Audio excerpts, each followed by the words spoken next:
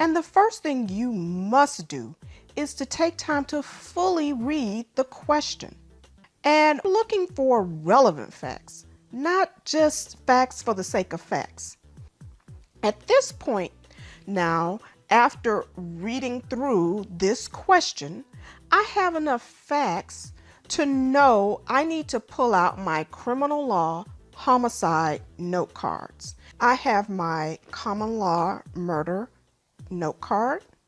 I have my voluntary manslaughter note card. I have my involuntary manslaughter note card. First degree murder statutory. Second degree murder statutory. I have my felony murder note card. And I have my first degree felony murder note card. Now, the second thing that you must do is determine the call of the question.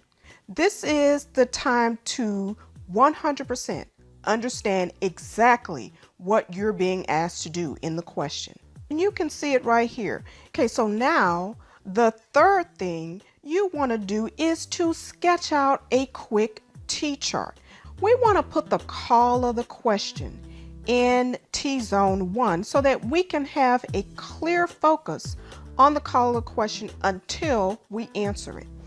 And so we want to exclude all note cards that are not represented by one of the answer choices. When we look at our voluntary manslaughter card, it could be manslaughter, but the call of the question tells us that we're looking for the most serious crime. So we can eliminate the voluntary manslaughter note card as well. In addition, we see from our first degree murder note card that it requires a specific intent to kill, and we just don't have these facts. So we can eliminate the first degree murder note card as well. And so the facts tell us that second degree murder is defined by common law. So we want to go ahead and use our common law murder note card. And so now what we want to do is we want to break up our law into elements. And this is how you should be organizing your note cards, so they're ready to just plug in the information quickly when it's time to do your T-chart analysis. And so this is what my T-zone 2 looks like.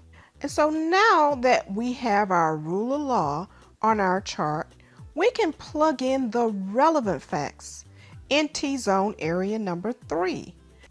Okay, so as you can see, what we're doing now is we are keeping a complete and 100% focus on our call of the question.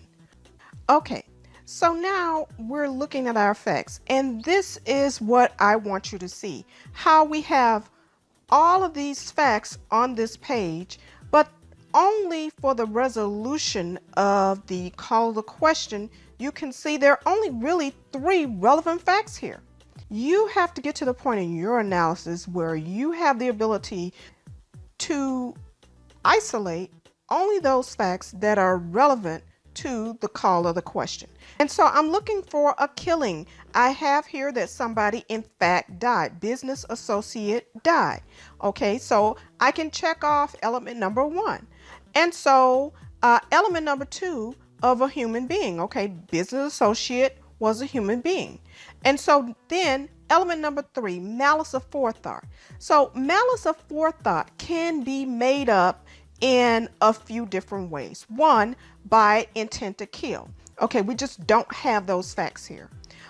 Intent to inflict great bodily injury. We don't really have that here. And reckless indifference to an unjustifiably high degree to human life. Now we have that. We have defendant who put a knockout drug in business associate's coffee. Well, if you do that, then that's reckless behavior. You have to know that the possibility could be that someone could die from that behavior. So we have malice aforethought by item number C here, and we also have intent to commit a dangerous felony When we go down our list, our what I call my Crabbo list: kidnapping, robbery, rape, arson, burglary, or other defined by statute, I see that I have robbery. We have our defendant who intended to steal papers. Thus, he had the intent to commit the felony, i.e., robbery.